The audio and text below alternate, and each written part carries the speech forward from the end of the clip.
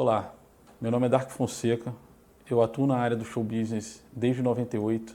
Contar um pouco da minha trajetória aqui, nesse período com mais de 24 anos na área de entretenimento. Comecei em 98 com uma banda de forró, que era a banda que meu irmão era o vocalista. E estava viajando no ônibus com eles, como uma coisa despretensiosa. E aí comecei a ajudar ao hold, aos músicos da banda, a desmontar a bateria, montar a percussão, carregar os instrumentos, enfim. E como a maioria das pessoas que trabalham na área de show business começa, né? Você metendo a mão e aprendendo ali na prática. E aí, no decorrer de meses, ganhei meu primeiro cachê, depois de um tempo ali sem estar ganhando nada, mas viajando no ônibus com eles e ficando em hotéis, enfim, durante esse período. E aí ganhei meu primeiro cachê, R$ 50, meu primeiro cachê na época. E aí fiquei todo feliz, eu tinha um pouco mais de 15 anos de idade, enfim. E por aí segui, comecei a minha área pensando numa forma mais profissional a partir desse meu primeiro cachê que eu ganhei, que foi no dia 7 de setembro, um show que a gente foi fazer em São Paulo, no Via Funchal, no antigo Via Funchal, né?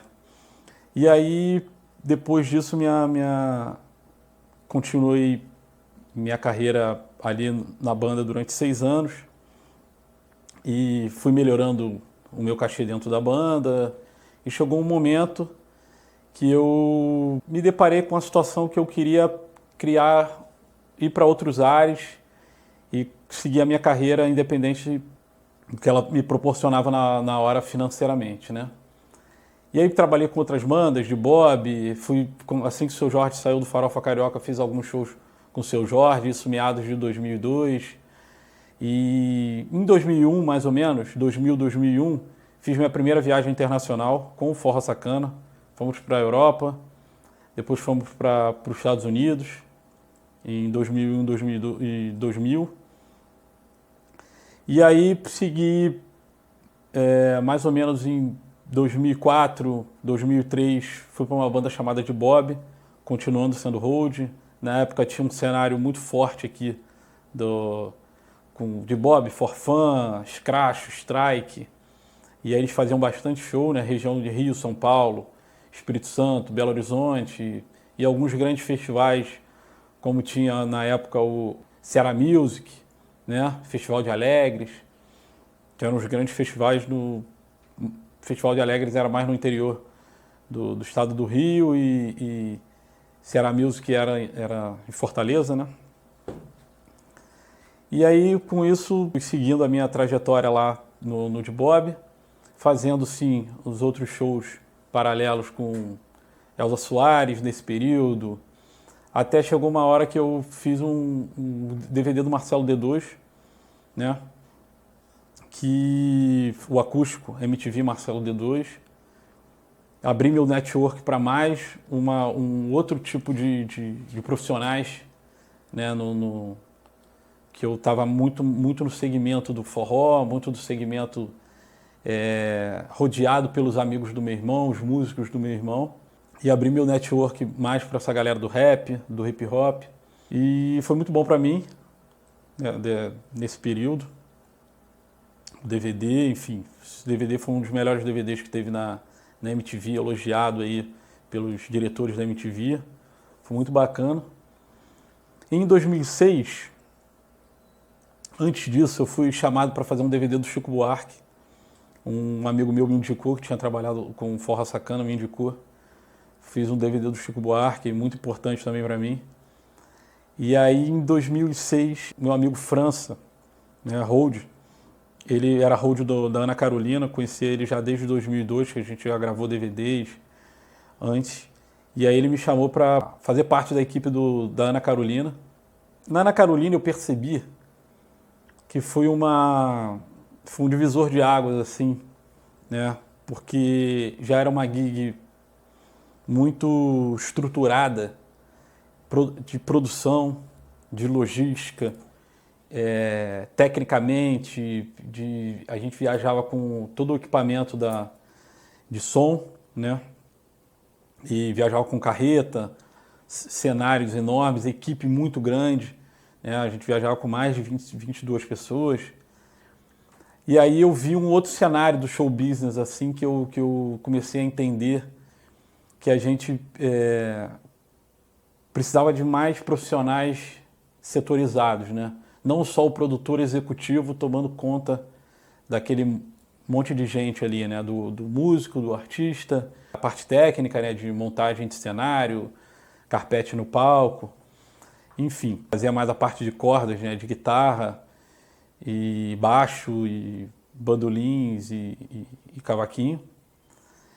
E aí fiquei, nesse período de 2 anos, foi uma experiência ótima, porque viajei o Brasil todo com uma estrutura muito melhor do que eu já tinha trabalhado com os outros artistas, né? Uma coisa muito superior, de hotel, um cronograma muito mais alinhado, uma coisa muito mais próxima do que a gente vê hoje em dia dentro do mercado do show business, né? Os profissionais muito mais capacitados para estar ali e exercer a função, né? Não que os outros profissionais não fossem, mas era uma coisa muito mais regimentada, assim, muito mais...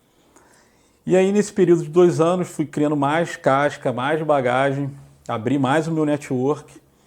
Com isso, eu tive uma proposta, ao final da turnê da Ana Carolina, tive uma proposta para ir que era o mesmo escritório, para trabalhar com o Milton Nascimento. E até falei na época com o empresário, falei, pô, mas a turnê da Ana... E aí ele falou, Dark, fica tranquilo que a Ana tá finalizando a turnê, tá em mais de 3, 4 meses de turnê só. E aí a gente não sabe se ela vai continuar com a mesma equipe, se ela vai parar por 7 meses, 8 meses, se vai gravar um novo disco.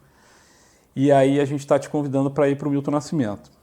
Pois bem, aceitei a proposta, fui para o Milton em 2007. E lá fiquei até o encerramento da turnê dele, né, a última sessão de música, que foi uma coisa muito mega, muito grandiosa. Viajamos o mundo inteiro, como sempre fiz nesse período que eu fiquei com ele, esses 16 anos que eu fiquei com ele. Todo ano a gente viajava para os Estados Unidos e Europa, tirando, claro, a pandemia, né, que a gente... o mercado de show business todo parou, né? E aí ingressei, início de 2007, no Milton Nascimento, sendo o mesmo escritório da Ana Carolina. Fiquei esses 4 meses trabalhando com a Ana e com o Milton, né? Paga passagem para lá, tira a passagem para cá, sai do show do Milton, vai para o show da Ana no outro dia, sai do show da Ana, vai para o show do Milton. Tive uma sorte muito grande de ser o mesmo escritório, então eles mesmos já faziam essa logística para mim, né, de passagem. Pô, o Dark vai estar aqui na sexta-feira, mas no domingo ele tem que ir para tal cidade. Então eles mesmos já me mandavam, já não precisava me preocupar muito com isso, né? E aí, quando fui para o Milton Nascimento, me deparei com uma outra realidade, que foi uma realidade maior ainda do que eu tinha imaginado, que eu já achava que já estava muito grande ali na Ana Carolina, né?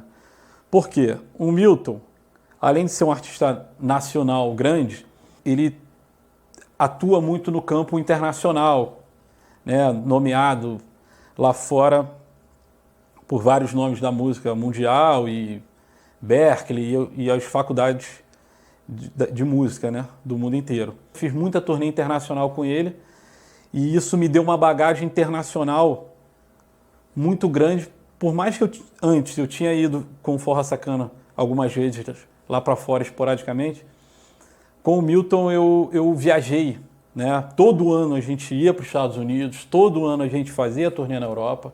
Foi muito bom para mim, porque eu participei de grandes festivais no mundo inteiro, Festival de Montreux, Festival de Montreal, os grandes festivais de jazz no mundo inteiro, né?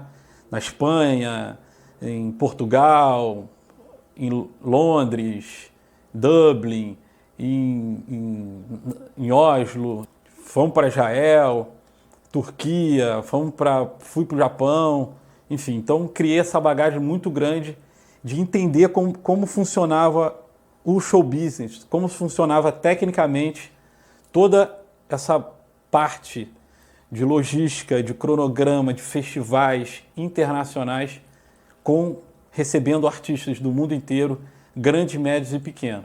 Então, eu sou muito observador, né?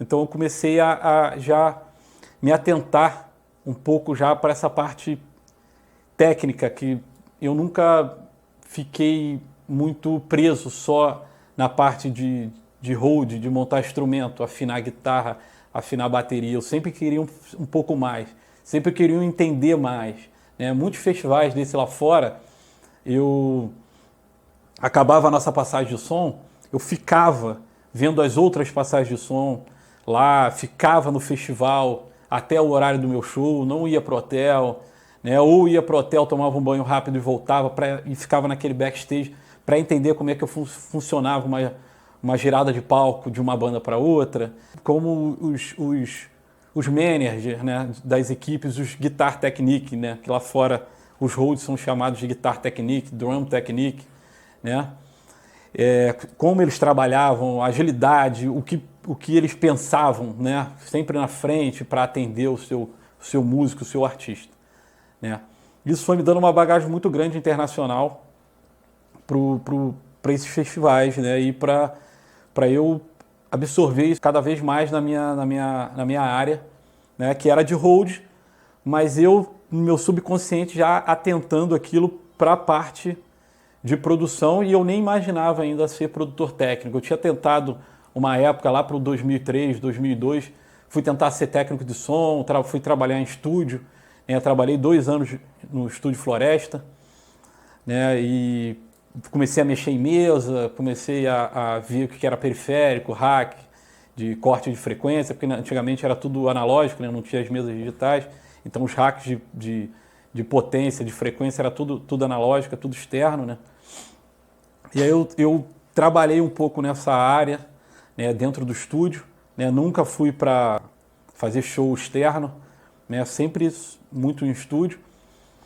Mas eu via que não era uma coisa que batia no meu coração, assim, não era uma coisa que me dava um entusiasmo de estar, e eu queria que me achar ainda dentro do show business, né? E eu gostava muito de trabalhar de hold, né? Porque isso eu tinha a sensação que eu estava fazendo o show acontecer ali, né? E eu não tinha a mesma sensação quando eu trabalhava de técnico, né, no estúdio. Consequentemente, falando isso, eu tive muitos profissionais, produtores, no meu início, não tão bons assim, e eu sempre vi uma necessidade de ter uma atenção em especial nessa parte técnica, na parte de montar o nosso rider de luz, por exemplo, exatamente como o iluminador gosta, montar o PA, o sub, como o técnico de PA gosta, ter o front fill. Então porque me atentei para essa área, assim, sempre gostei muito de entender isso, conversar muito com os técnicos de PA. Pô, por que monta a caixa desse jeito? Porque tem uma caixa de grave virada para trás? Eles me explicavam, isso é o cardioide, para não falar tanto grave na sala, no teatro, ou na casa de show, enfim. Então eu fui sempre entrando muito nessa área técnica, mas não necessariamente sendo um técnico de som, né? E aí foi minha caminhada no Milton. Em 2011, o produtor do Milton saiu. E aí eu fui convidado pelo empresário do Milton, né, a Moreira Linhares na época. Ele chegou para mim, me chamou no canto e falou: Dark, eu acho que você está capacitado. Em vez de a gente botar um outro produtor aqui no Milton, eu acho que você está capacitado para ser o produtor técnico do Milton. Eu falei: pô, Amaury, eu não sei se eu ainda tenho. Ele falou: Dark, você conhece tudo aqui dentro, você conhece todos os músicos, conhece o Milton perfeitamente, pelo olhar, sabe como tudo funciona. Eu acho que você é muito capacitado e apto para exercer. Você acha que eu sou capacitado, eu sou, ele falou. Aí foi uma coisa crucial que ele falou para mim, muito bacana, que ele falou assim, Dark, eu vou te explicar uma coisa. Vou até falar de duas pessoas aqui que são meus amigos, assim, Renatinho Leone, que hoje em dia tem a Estreia Produções, né, que virou depois até empresário do Lulu, hoje em dia empresário do Humberto. Ele era hold na época do Lulu, de bateria, e aí quando saiu o produtor técnico do Lulu, ele chegou pro Renatinho e falou, Renatinho, eu acho que você é capacitado para ser o produtor técnico do Lulu Santos. E o Renatinho, na época, fez a mesma fala que você teve agora, Dark. Eu não sou capacitado, Lulu é muito exigente. E eu falei para ele, eu confio em você e você vai ser o cara para ser o produtor técnico que você vai se dar muito bem. Renatinho ficou 11 anos no Lulu sendo produtor técnico, né? E ele me despertou isso. O Amaury me despertou isso. E ele teve essa visão dentro do meu trabalho ali. E assim eu virei o produtor técnico do Milton no final de 2011, né? E quando ele me falou esse lance do Renatinho Leone, eu fiquei até mais tranquilo, porque eu vi que ele tinha uma visão além do alcance, né? Ele não estava vendo o Dark Hold ali, ele estava sempre percebendo o que o Dark poderia entregar lá na frente, né? E isso é até uma deixa que eu posso falar para vocês que estão me observando agora, a gente tem que entender que por mais você está fazendo um trabalho médio, pequeno e grande, dentro de uma empresa pequena, dentro de um artista grande, de um artista médio, ou numa produção de um evento corporativo que vai ter num hotel, que vai ter uma palestra com slide passando ali ao fundo, sempre tem alguém te observando, sempre tem alguém olhando por você, sempre tem alguém acima de você ou do seu lado que vai criar, se você trabalhando bem, vai criar uma linha com você, vai criar um network com você que vai te puxar para um outro trabalho. Ali no caso era o mesmo trabalho, né, o mesmo artista, mas ele estava me colocando em uma outra posição dentro do artista, né? Ele estava me tirando de hold para me levar para um produtor, para ser produtor técnico, que era um outro cargo, né? Uma outra função, que aí você é uma função de gerenciar pessoas, é uma outra, não só entender a parte técnica, como funciona o palco, enfim, toda a logística de pré-produção, não só isso, e sim a visão de lidar com pessoas, gerenciar pessoas, né? Que é muito a nossa parte de produção técnica, de produção executiva, a gente age muito nessa parte. De ser um pouco psicólogo do músico, do guitarrista, do técnico de monitor, do técnico de PA, que com isso a gente tem problemas na nossa vida e a gente chega no show e brigou com... O filho brigou na escola e o filho trouxe esse problema para ele e ele veio trabalhar com a gente, né? A gente vai viajar, ficar 2, 3 dias fora de casa, e aí ele está com um problema assim, o outro está com um problema assado, e a gente, como produtor técnico, produtor executivo, a gente tem que botar a fábrica para funcionar ali no dia do show, né? Fora a pré-produção toda que a gente tem que fazer 2 meses antes, 20 dias antes, 1 mês antes, né? Que você vai fazer uma pré-produção de um show internacional, por exemplo, como eu fiz do Milton esses anos todos, e hoje em dia, né, com os artistas que eu trabalho, você trabalha 4 meses, 3 meses antes para fazer a pré-produção, pegar a rider das casas de show, dos festivais, tudo antes, trocar e-mail, trocar o WhatsApp, enfim, todas essas ferramentas hoje em dia que a gente tem. E aí, voltando um pouco, a gente é um pouco gerenciador de pessoas, né, ali na gig. E aí eu acho que o Amaury me viu essa pessoa para trabalhar desse jeito e assim eu segui minha carreira ali, esses 16 anos com o Milton ali, fazendo a produção técnica dele, até ele fazer o encerramento da turnê dele, a última sessão de música, né, que a gente, como eu falei, viajou o mundo inteiro, fizemos a última apresentação no Mineirão com 60 mil pessoas, um artista nacional, né, fazer uma única apresentação no estádio do Mineirão para 60 mil pessoas, enfim, foi uma coisa antológica, mágica. E com isso a gente, voltando um pouco, criei essa bagagem toda com o Milton. E uma coisa que eu nunca deixei me acomodar ao fato de eu trabalhar com o Milton esses anos todos, eu nunca deixei de trabalhar com outros artistas. Eu sempre trabalhei com outros artistas. Uma época, a produção da Elba Ramalho, eu já trabalhando com o Milton, a produção da Elba Ramalho me chamou, né, na época eu era hold do Milton ainda, em 2009, me chamou para trabalhar com a Elba. Eu trabalhei 3 anos e meio com a Elba, sendo hold do Milton e trabalhando com a Elba também de hold lá.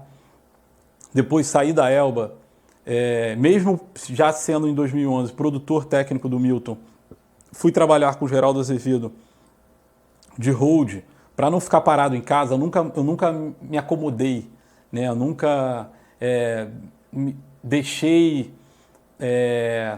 ficar estacionado dentro de um único artista ali. Eu sempre queria mais, sempre queria trabalhar mais para criar mais experiência, criar mais bagagem. Comecei muito cedo, né, no mercado, então sempre tive muito vigor físico e de aprender, né? Meu diferencial sempre tem o algo a mais de querer aprender, né? Nunca deixei e nunca parei de aprender até hoje, né? E aí fui trabalhar com a Elba. Com a Elba eu fiquei esses 3 anos e meio. Fui para um outro mercado com a Elba, que era um mercado mais, como é que eu posso dizer? A gente trabalhar dentro muito tempo ali nos São Joãos do Brasil inteiro, né? Que a Elba, nesse período que eu trabalhava com ela fazia em 2 meses, na época do São João, né? Junho, julho, a primeira semana de agosto ali, a gente fazia em 2 meses 45 shows, né? Era muito show, muito cansativo. A gente ia lá para o interior do Brasil, ia para o interior de Pernambuco, 6 horas de Recife, né? 4 horas de Salvador. Então a gente fez muito interior, né? Interior de Sergipe, interior de Alagoas, rodamos muito o Brasil todo. Então foi mais um aprendizado para mim, trabalhar com uma outra parte do show business que a gente diz que é uma parte meio invisível, né? Que é bem o interiorzão assim, do nosso Brasil, que é totalmente continental, né? A gente não é um país normal em comparação aos outros países, né? A gente é um país continental, né? Então eu criei essa bagagem, né? Também trabalhando com a Elba. Você vê, antes eu tinha trabalhado com o Milton, que eu viajei o mundo inteiro, conheci mais de 30 países com o Milton, entendendo como são os grandes festivais, trabalhando com outros artistas no mesmo palco, outras equipes no mesmo palco. E assim eu, indo trabalhar com a Elba Ramalho, foi aberto um novo cenário para mim, que era o cenário do forró de São João, do São João, que a gente diz, né? Essa época de junho e julho, São João no Brasil, que é muito forte, né? No norte e no nordeste do país, né? Os artistas de forró, os artistas nordestinos do nosso Brasil faz muito show nessa época, fica muito mais forte a musicalidade deles, a música deles durante esses festivais, né? E aí foi um outro cenário que eu coloquei mais informação dentro do meu HD aqui, dentro da minha cabeça, que é uma outra realidade, né? Uma realidade que a gente chegava 10 horas da manhã num palco que tinha caixa de cerveja, de praticável, com uma ripa de madeira de 15 milímetros, e tinham 3 praticáveis desse de 2x2 para a gente montar bateria e percussão, porque não tinha praticável, por exemplo, feeling, igual hoje em dia a gente pega, pantográfico ou telescópio, enfim. Então a gente conseguia adquirir mais bagagem no longo dessa minha carreira, né?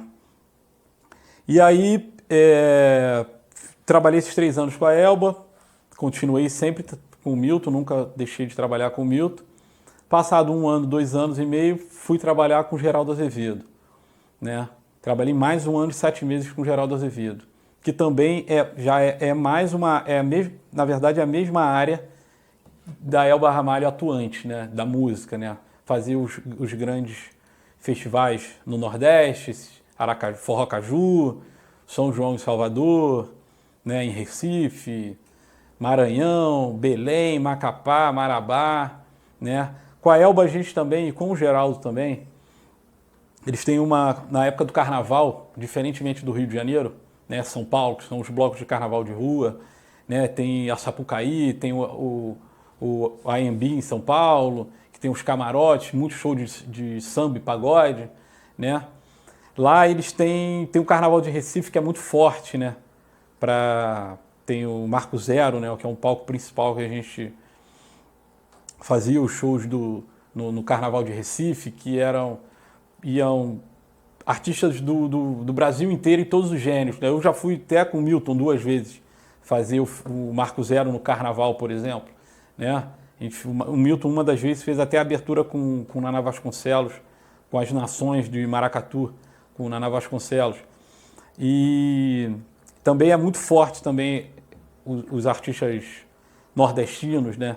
Elba, Geraldo, Alceu, Fagner, Zé Ramalho, enfim. E aí trabalhei muito também no Carnaval de Recife, que você fazia o carnaval ali no Marco Zero, mas a gente também fazia Alto Zé do Pinho, que era 40 minutos, né, dentro de uma comunidade ali em Recife, como vários outros artistas também, né, faziam esse circuito, né, dentro do Carnaval de Recife. E isso também dá mais uma bagagem, porque às vezes eram 2 shows no mesmo dia. Com a Elba mesmo, com o Geraldo, já fiz show em Bezerras, que era 2 horas de Recife, de tarde num trio elétrico, e à noite fui fazer um show 1h da manhã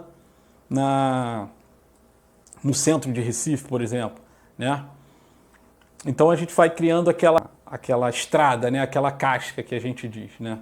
Para a gente rodar e trabalhar e antever o problema futuro próximo, né? Que a gente vê ali. Depois que eu fui trabalhar com o Geraldo, continuei fazendo produção técnica nos festivais, né? Fiz muito evento internacional, né? Nesse período de 2011 a 2015, né? Na época T4F, né? Fiz Roger Waters, Madonna, Lady Gaga, Pearl Jam, Maroon 5, fiz Coldplay, fiz Bruno Mars, e que era eventos no Maracanã. A Madonna foi na Cidade dos Atletas, né? Ali onde era o antigo Rock in Rio, né? Que fiz a Madonna lá também, fiz no Engenhão, né? Esses eventos grandes, internacionais, megas, trabalhando, fazendo parte da produção técnica. Luiz Porto era o stage manager, né? Geral, e ele tinha mais 5 produtores técnicos com ele trabalhando, que era o braço dele dentro do evento para receber esses artistas internacionais, né? E eu fazia parte eu era um dos produtores técnicos dele, né? Porque aí era tudo muito setorizado, né? Um ficava trabalhando com a galera que montava as estruturas de palco, que eram os steels, né? Que eles chamam, né? A equipe da galera do maquinário, do carga pesada, né? Equipamento pesado, né? De estrutura de palco, né? Porque esses grandes artistas vêm para o Brasil com tudo, né? Com palco, som, luz, né? Vem com container de camarim, que tinha lavanderia, né? Que vinha até com cozinheiro. Algumas gigs dessas vinham até com cozinheiro, né? Então foi uma outra experiência que eu inseri na minha bagagem, né? Que foi ter feito esses grandes eventos, né? Desses grandes artistas megas no Brasil. Então eu fiz o U2 também, 360, né? No Morumbi. Enfim, então isso também foi uma coisa que eu percebi como andava um mega artista internacional, né? Como eles, o Roger Waters, por exemplo, a gente fez a turnê do The Wall, né, no Engenhão, a gente recebeu, né, a gente tinha que estacionar 59 carretas e 9 containers de equipamento. Era uma coisa monstruosa, né, tipo, haja estacionamento dentro do Engenhão para a gente colocar todas essas carretas lá e os containers, né? Então a gente ficou 28 dias trabalhando dentro do Engenhão, entre montagem e desmontagem, 24 horas seguidas, né, fazendo turno, pessoal da noite, pessoal do dia. Então a experiência foi muito boa, assim, você pega do zero ali, desde a pista de atletismo do Engenhão. Não tem nada, a gente fincar o primeiro container ali para começar a descarregar as primeiras estruturas de palco, né, para a gente montar o alicerce, montar o piso, depois montar as estruturas laterais para a gente começar a levantar o palco. Essa bagagem que eu peguei foi muito, muito boa, assim, muito para eu entender como funciona também essa outra parte de atendimento ao artista, né? De atendimento ao cliente, no caso, né? Isso também funcionou para mim muito bem quando eu fui um pouco mais na frente ser produtor técnico de festivais, né? Como Rock the Mountain, como trabalhei na produção técnica no Rock in Rio do Africa Street, do Asia Street, né? Que são os palcos menores do Rock in Rio, né? E outros festivais que eu fiz direção de palco também. Entender quanto de espaço eu preciso para montar um palco ali, área de backstage. Eu faço meu palco tem 12 por 14 de fundo, mas eu preciso de 4 metros atrás do palco, mais 3 metros de cada lado do palco, porque eu preciso fazer que a gente diz no festival, né? Fazer um carrossel, né? Para uma banda entrar e a outra sair. Então a gente entender essa magnitude toda desde o início, desde o projeto de um evento desse porte, né? Isso para mim, ali a médio prazo na frente foi muito bom, né? Fazer parte dessa engrenagem lá com esses artistas internacionais, né? Ter isso na minha bagagem.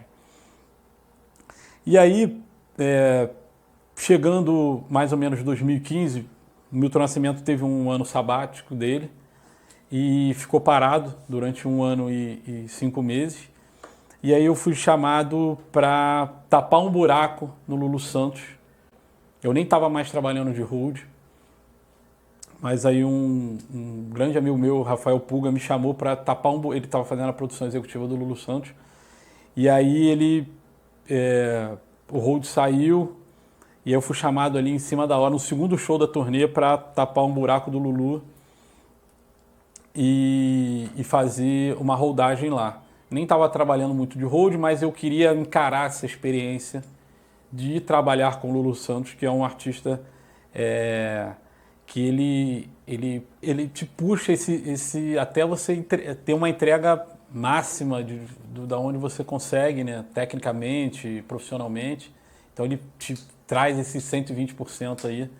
Eu queria ter essa experiência de estar ali com ele e eu sempre tive muitos amigos que trabalhavam, né, trabalharam com o Lulu Santos e trabalham com o Lulu Santos, então eu fiz questão de estar ali mesmo, não sendo produtor técnico e indo de hold, né, mas para mim era muito, muito bom, muito, muito interessante, né. E por um acaso, eu falei do Renatinho Leone lá atrás, né, ele, no caso, ele era o empresário nessa época que eu estava de hold, ele tinha deixado de ser produtor técnico e virou empresário do Lulu, né? Rafael Puga estava de produtor executivo do Lulu Santos, e depois comigo, Vicente Barros, que tinha acabado de sair do Lulu e passou o posto para o Rafael Puga, que para você ver como é que o nosso mercado é muito pequeno, né? Vicente Barros, hoje em dia, empresário do Paulinho Mosca, Simone, né? Foi produtor executivo anos depois comigo, eu fazendo a produção técnica no Milton, e eu tinha trabalhado com o pai dele no Milton Nascimento. Quando o pai dele era o produtor técnico do Milton Nascimento, eu entrei lá de hold. E o pai dele, antes disso, era o hold do Milton Nascimento desde final da década de 80 até quando o pai do Vicente saiu. Então você vê como é que as histórias vão se ligando, né? Bom, a gente vai ligando uma história com a outra, um vai indicando o outro, um vai trabalhando com o outro hoje e daqui a 3, 4 anos trabalha de novo em outra gig. Então isso é muito interessante, esse network que a gente vai abrindo. E você sempre fazendo um bom trabalho, sempre sendo competente, sempre sendo educado, se colocando no seu lugar, com postura, isso te leva cada vez mais longe, entendeu? Mais longe, quando eu digo de distância, não é só de anos longe, mas longe de trabalhar sempre com as melhores gigs, com as melhores equipes, com os melhores técnicos, com os melhores músicos, né? E sempre você vai estar ali na hype, né? Sempre você vai estar no alto escalão da música brasileira, né? E aí, fiquei lá no Lulu Santos esses 2 anos lá, de hold. Milton já voltando devagarzinho, aos poucos, no final da turnê do Lulu. Com o Lulu também fiz turnê lá fora, né, nos Estados Unidos, 2 turnês nos Estados Unidos. Muito interessante lá no Lulu. Vou dar uma deixa aqui do Lulu, que ele, para tudo, né, dentro do show business, que é uma máxima que ele fala para todo mundo, que é quem tem 2 tem 1, quem tem 1 não tem nenhum. Então eu já sempre gostava de antever os problemas, sempre gostava de entender o que eu vou fazer de pré-produção para, se no dia der errado, para onde eu tenho que correr. E isso ali ficou mais latente ainda, que a gente sempre viajava, sempre trabalhava com 2, 3 opções. Ele nunca te deixava desamparado de suporte, de estrutura para você implementar tecnicamente o que você precisava para ter 1 ou 2 ou 3 opções ali na estrada, para a gente não deixar o artista na mão, deixar a sua equipe na mão, deixar, consequentemente, o empresário que comprou o show, né, para aquele espetáculo ali. O Lulu nunca falou show, o Lulu sempre falou espetáculo. O espetáculo que a gente vai estar fazendo uma entrega e, consequentemente, a ponta do iceberg, que é o público final, que é quem paga o ingresso, que comprou o ingresso daquele contratante, que o artista precisa fazer uma entrega plena de som, luz, acabamento, de postura. Isso tudo interfere, isso tudo conta, né? Ali no final isso tudo conta, é 10% de uma coisa, 30% de outra, 50% de outra, que no final vai ser o 100% da sua entrega. Não só a entrega técnica, a entrega musical, no caso do músico, mas sim uma entrega de postura, né? De você saber se colocar, saber falar alguma coisa na hora certa. Às vezes você está até errado e a outra pessoa está certa, mas você escutar e num outro momento você fazer uma colocação que seja melhor no decorrer do processo do trabalho ali na gig ou em outros trabalhos corporativos, em outras, levar aquela experiência para outros lugares, né? Então eu sempre tive muito esse olhar, sempre tive muito esse cuidado, né, de observar e sempre me colocar as palavras no momento certo, né? Sempre colocar as palavras no momento certo, né? Então foi mais uma coisa que eu peguei para mim de bagagem. E ao final desses 2 anos com o Lulu ficou parado um tempo, né? Ele tirou um ano sabático dele. E aí o Milton já estava voltando de novo a fazer a turnê com ele. eu já engrenei de novo com o Milton, como falei, nunca saí. E assim eu segui com o Milton Nascimento, né? E aí logo depois, de 2018, fui chamado para fazer a produção técnica da Maria Rita. E aí foi mais um desafio, porque eu saí totalmente, ali na Maria Rita, eu saí totalmente da minha zona de conforto, de pessoas que trabalhavam comigo há bastante tempo, né?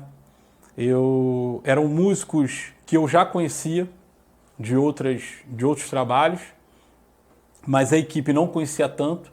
Profissionais da equipe que eu já conhecia de vista, que eu só falava em aeroporto, só encontrava em festivais, mas não eram meus amigos, nunca foram meus colegas de trabalho.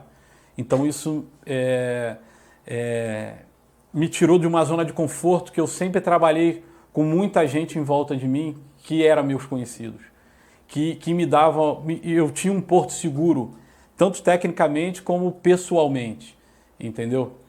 E ali eu já conheci, quem fazia o PA era o Alexandre Rabasso, que dispensa apresentações, né? Um excelente engenheiro de áudio, um excelente engenheiro de gravação, de alinhamento do sistema. E o Saeg, que estava fazendo o monitor na época, que era um profissional que já tinha sido hold do Paralamas, depois virou técnico de monitor do Paralamas, que é um profissional de calibre nota 1000, assim. Sempre gostei do trabalho dele, sempre gostei da pessoa dele e nunca tive a oportunidade de estar tão próximo dele. Fiquei amigo dele, uma pessoa super ímpar, assim, me ensinou demais, me ensinou muito. Várias coisas tecnicamente porque a gente sempre acha que nunca pode achar, na verdade, que a gente sabe tudo, porque a gente não sabe tudo, sempre estou aprendendo. Todo show que eu vou fazer eu sempre aprendo uma coisa a mais, né? O Rabasso também me entregou muito isso, o Alexandre Rabasso me entregou muito isso, né, também. E ali eu estava com músicos também de alto gabarito também, tocando com ela ali. Fiquei trabalhando com ela 2 anos e 8 meses. Aí, durante a pandemia, eu saí, né, da Maria Rita, e eu fui chamado para trabalhar com uma banda chamada Melim, né, 3 irmãos, né, que vocês devem saber. E, pô, foi muito legal, porque eles, mesmo durante a pandemia, que estava tudo parado, né, todo mundo do mercado do entretenimento em casa, em todos os segmentos, a galera de estrutura de palco, fornecedores de som, de luz, fotógrafos e camareiros e casas de show, empresários, artistas, né, que é a ponta do iceberg, é onde aparece pra gente. Fui trabalhar com eles e me deparei com uma agenda muito grande assim dentro do cenário pandêmico, né? Que fiz muita live com o Melim, durante esse período que eu entrei no Melim, fiquei lá 2 anos e 3 meses, foi muito legal, fazendo uma live atrás da outra com eles, mesmo durante a pandemia, e faz live no estúdio, faz live em casa de show, faz live em Big Drive-In, e todas as esferas de live possíveis, né, fazendo essa produção técnica. Foi um cenário que todos os produtores técnicos, todos os músicos, artistas, técnicos de som, holds, foi completamente diferente do que a gente sempre trabalha no show business, né? Com essa transmissão simultânea do show, né? Então ter aquele perfeccionismo com acabamento, porque hoje em dia as câmeras 4K, elas pegam o porum a maquiagem mal feita do artista. Então a gente começou a ver um novo mercado do entretenimento, né? Um novo mercado de música, né? Fonográfico, que era essa parte de vídeo, né? Que o artista ele ter que virar um pouco, ele ser um pouco apresentador assim também, porque muitas vezes a gente fazia as lives e não tinha público nenhum, né? Na verdade, a maioria das vezes não tinha público. Então você imagina você estar dentro de uma casa de show, cantar para ninguém, tá fazendo um show para ninguém, você tentar manter aquela emoção para ninguém ali na plateia, sendo que tem muita gente atrás da câmera, né, atrás da lente ali, vendo no computador, vendo na televisão, mas ali aquela energia, aquele calor dos músicos tocarem com emoção, todo mundo teve que se reinventar um pouco, né? Os técnicos tiveram que se reinventar com a parte de que a gente começou a trabalhar não mais com DBs, né? Mais para frente a gente vai falar isso no curso, né? A gente começou a trabalhar com a parte de lufs, né? Que quando você joga o áudio, que é decibéis, né? Para as plataformas digitais, né? YouTube, Spotify, para as TVs, né? De canal aberto, canal fechado, para as emissoras, é tudo transformado em lufs, então o áudio é completamente diferente, né? Então até os técnicos de som tiveram que se aprender a trabalhar dessa forma, porque as transmissões eram diferentes, a captação era diferente, porque não era gravar em Pro Tools, gravar o live, gravar ali no computador. A gente estava fazendo uma gravação para uma transmissão, né? E antigamente a gente fazia, poxa, Dark, mas antigamente não tinha esse tipo de transmissão? Tinha.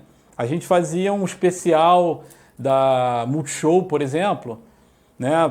Que como eu já fiz com o Milton, já fiz com o Lulu, com a Ana Carolina. Só que quem trazia tudo, unidade móvel de gravação, link dedicado, isso tudo, quem trazia era a própria emissora. Então a gente não se preocupava com isso. A emissora chegava lá, colocava as câmeras, colocava o caminhão dela com a transmissão do link dedicado da internet e transmitia. A gente não se preocupava com isso. As lives, isso mudou, porque os produtores técnicos, a gente teve que começar a preocupar, porque a nossa produção que fazia a transmissão, né, pelo YouTube, por exemplo, por outros canais de comunicação, né, Apple TV, e esses canais e as plataformas de streaming que a gente conhece aí no nosso mercado, né?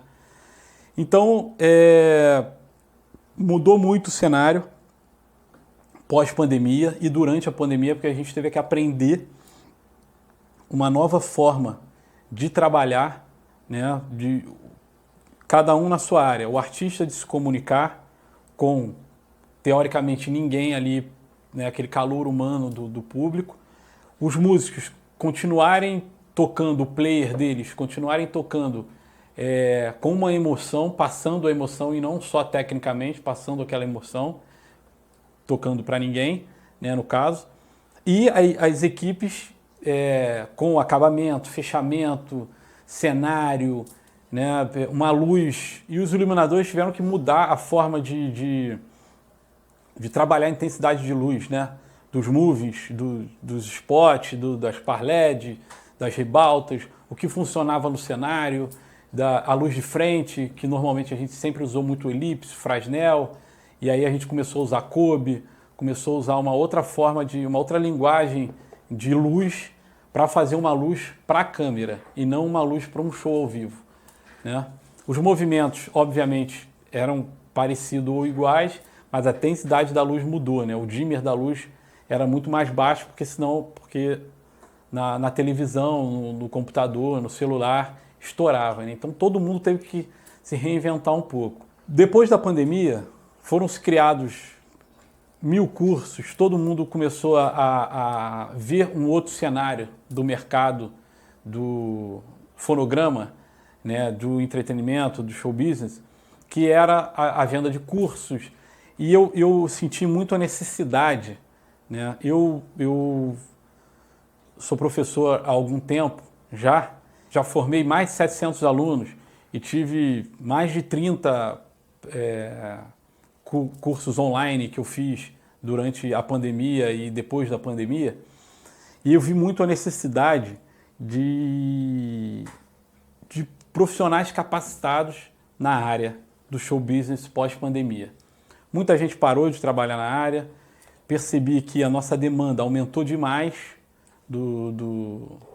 de todas as esferas, músico, técnico de monitor, técnico de PA, videomaker, fotógrafo, hold, cenotécnico, mão de obra para fornecimento de empresa de som, de luz. Então, essa necessidade de criar o curso, né, junto aqui com a The Beat Academy, foi uma coisa que já venho há bastante tempo conversando com várias pessoas e eu acho fundamental para a gente jogar uma enxurrada de profissionais no mercado de trabalho capacitados a fazer o que a gente precisa, a continuar, dar continuidade ao que muita gente começou lá atrás, na década de 70, depois na década de 80, depois nos anos 90, com a profissionalização maciça da nossa área, né? Então isso foi fundamental, isso é fundamental, os cursos online, né? Todo mundo está vendendo curso hoje em dia, mas é fundamental na nossa área porque a gente está com poucos profissionais capacitados para trabalhar na área do show business. Poucos produtores técnicos, poucos holds, poucos técnicos de som capacitados, com postura para trabalhar na área do show business, né? E eu vejo isso, que hoje em dia eu trabalho com 2 artistas grandes do cenário nacional, e eu vejo isso que é muito triste, né? A gente precisar entregar uma coisa e a gente não ter profissionais à nossa volta para ter para receber esse trabalho, ter porque trabalho a gente tem muito, né? A gente está tendo muito trabalho, uns festivais, Rock in Rio, N festivais, Lollapalooza, mas a gente falta mão de obra capacitada para exercer essa função, né? E eu acho que os cursos hoje em dia online estão vindo aí com tudo para cada vez mais capacitar quem quer entrar na área do mercado do entretenimento, né? Teatro, uma área que é muito forte, né, hoje em dia, é a área do corporativo, que a gente diz, né? Que é os eventos de empresa, né? A gente tem palestrante em hotel, palestrante no nosso mercado, está tendo muita feira, está tendo os food parks, então a gente precisa capacitar profissionais, porque tem muito trabalho para pouca mão de obra para exercer essa função aí, e eu percebo que tem muito profissional sem estar apto para exercer essa função.